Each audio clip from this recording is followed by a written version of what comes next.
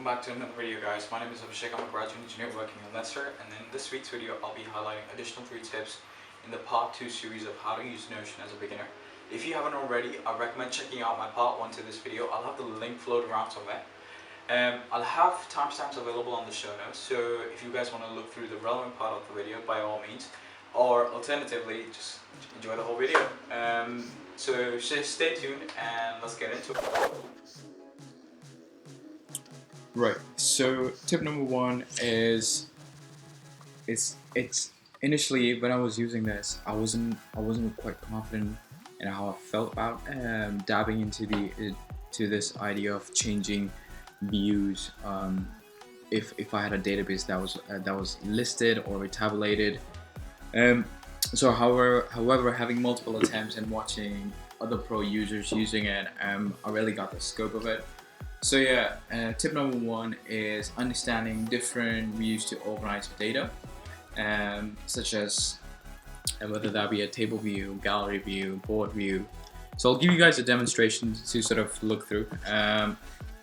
So let's say if we created a database and we called my scavenger list, which is basically a list. It's a listed data with all the articles that I like to read through. I'm just gonna close this, push this bar away. Okay. So the way to do this is you can add a view. So for instance, if I wanted let's say a gallery view, and I can just say articles to read, create. Now I have all the articles that I intend to read during this month. I can filter these down using the properties table.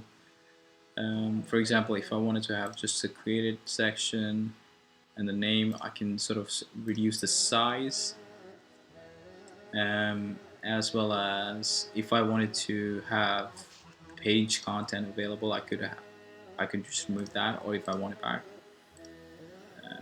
I can have that back right there. And yeah, and if you wanted to, you can also filter this. For example, if I wanted to add a filter, I can add a filter, say created is within, let's say, past month. Yeah, so all the articles will show up within the past scope of the past month that I want to reflect, want to read through, possibly assign to a blog post or even an article. So yeah, have fun with using these filters and sort of work in regards to what is most suitable to you. You know, if you have your own list of articles that you resonate with, I guess the homework for you guys is to use different views. You can even change this into a calendar view. Let's call it calendar view, and see what we get. Okay, nothing on the calendar view. Let's go properties. Okay, it's because date. And see, you got anything? Nope. Oh yeah, we do. So there they are. So I added articles in allocated dates and stuff. So it does show up. So yeah, have fun playing around with this and see what you find. It should be a good exercise for you guys. That's tip number 1. Right. The second tip for this part 2 series is the idea of organizing your workspace by having separate folders. So now I've got a favorite folder. Now my favorite folder is something I found out completely out of the blue, and it's something that I've been sort of using just to sort of organize all the work pages that I visit frequently. And the advantage and the advantage of having a favorite page is it's easier to find what you're looking for. And second reason, it's available on my top side of my sidebar. I don't have to go through this list of pages or database to find what I need. Now I'll show you guys a simple demonstration. It's quite easy to do, and yeah. So what I'm going to do, because this page is currently on my favorites page, I'm going to unfavorite it so it's removed. And the simplest thing to do is just click favorite, and it appears in your favorites subfolder. So yeah, that is it. That is the tip. Tip 2.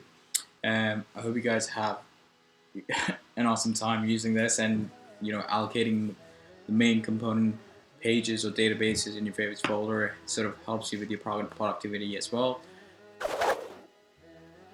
Right, so the final tip for this part 2 series is the idea of templates. Notion has 9 categories of templates, from what I remember. Yeah, and within each category there's templates based on what you require, and I think one of the greatest things about having to use these templates, they give you a starting point, and then you can obviously filter them or alter them based on your own personal preference. Another one to consider, I often go onto the Red Gregory blog and use his template as a means to sort of, if anything that resonates with me, I would probably use his stuff because it's quite good. Just to give you a indication on a demonstration on how to use a template, how to get it into your own Notion directory, is through, for example, let's say as a blogger, a content creator, and a YouTuber, I'm often looking for a process or a system to sort of create a layer by layer system where I can write or shoot videos in a very systematic way. So, for example, if when I'm reading through this, how to build a content calendar, and as I'm reading through this and I'm like, right, okay, this stuff resonates with me, it could be useful to my process, will make me a lot more productive in shooting my videos or writing my videos. And so what I'll end up doing, usually Red has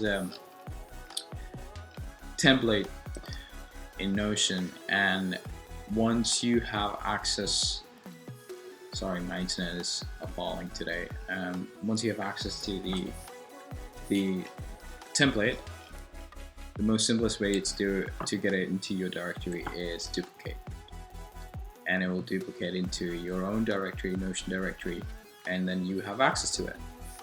And then you can filter it how you like, use it for your own preference, whatever you want to do it, and it's a very useful way, and it saves time, and often I find that Notion has done a really good job in sort of creating these default templates for users to begin with, as someone who's an initial starter of Notion.